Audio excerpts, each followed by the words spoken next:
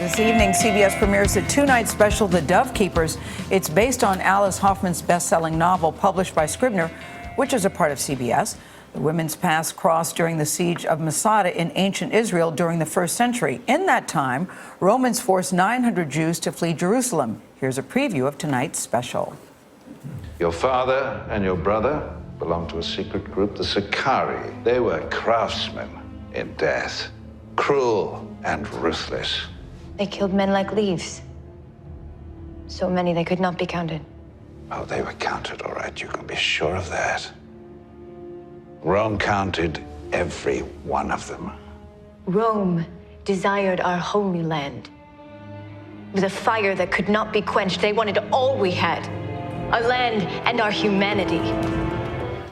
Roma Downey is one of the executive producers, and Rachel Brosnahan stars in The Dovekeepers, and they both join us at the table. Yeah. Good to see you guys. Great to have you Good here. to see you both. Hello. Now, you call it, Roma, a piece of historical fiction based on Alice's book. This is what I learned. A lot of men with great bodies, a lot of sex, a lot of fighting. Oh, goodness. But at the crust of goodness, it's true. It's true. But you were reading the book, and you were moved to tears reading this book. I was. A friend had suggested that I might enjoy this as a good read, and I found myself on a plane ride home to Ireland, and I couldn't put the book down. I was sobbing. I was so emotionally engaged that the flight attendant came over and asked me if I was okay. When I got back home to the States, I immediately reached out to Alice Hoffman to see if the rights were available. They were, and I took it into Nina Tassler at CBS, and Nina had just come back herself from Masada. And, you know, it's an amazing story, and we've made a beautiful miniseries. Sounds like one of those things meant to be, but the crux of it is a love story. It is. On it's many a love levels. story set on this, you know, the darkest of times. Of course, this was a time where these people were persecuted for what they believed, and they stood up because some things, you know, love is greater than hate, and courage was greater than fear, and it is, and we see this beautiful love story emerge. Rachel, tell us about the significance of the Dovekeepers, the doves. Well, the doves, I mean, they symbolize peace, you know, and they, in this community, they serve so many purposes. They ate them when they didn't have food. They collected their droppings to harvest the food that fed the community. And also, I think they were companions for these women. They bonded in the dovecote. It was a sacred space for them, a space of peace.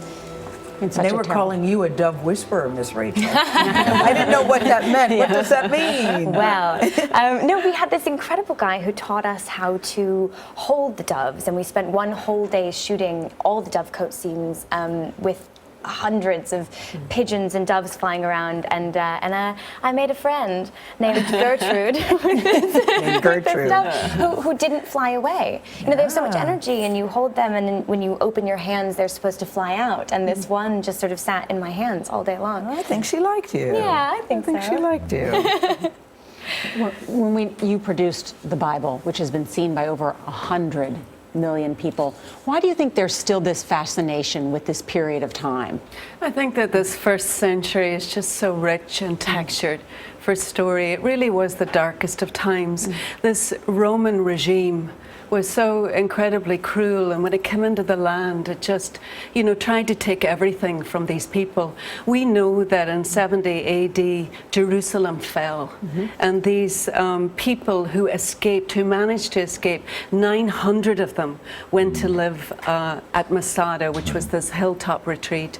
My husband, Mark Burnett, and myself had a chance to visit Masada a few years ago, and we're just so profoundly moved by the experience up there. And I hope that through this experience of the Dovekeepers, that an American audience can get to learn this important story about Masada and be inspired by it.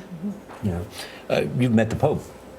I have met the Pope, yeah. He's a Pope of hope. He's a hope of hope. Yeah. He's coming to the United States. He is, isn't it amazing? Yes. So fantastic for our country. I mean, speaking of being a man of peace, I'm so encouraged by what he's doing and the love that he radiates and his heart for bringing people together. And that's what we need to do. And radiate is the word. And I think, Rachel, people are looking at you saying, hey, isn't she on House of Cards? Yeah. So I'm in season 3. Weren't you enjoying that role, Oh my House goodness. of Cards, It for was you? an absolute dream come true. I mean, You played a prostitute.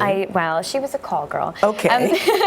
But only in the first season, Yes, you know, and then yes, she yes. grew into something so much more, which was a surprise to me and everyone else. They took a chance on me straight out of school and let me challenge myself and join this Do you incredible think there'll be another team. season? I think there has to be. Once you get to the end of season 3, I think there must be. I can't wait. Yeah. I can't wait. Congratulations to you both. Thank you so much. You guys Thank look you. kind of twinsies with the twin red hair Oh, today. well. Good to see you both. You can watch the premiere of The Dovekeepers tonight at 8 Central, right here on CBS.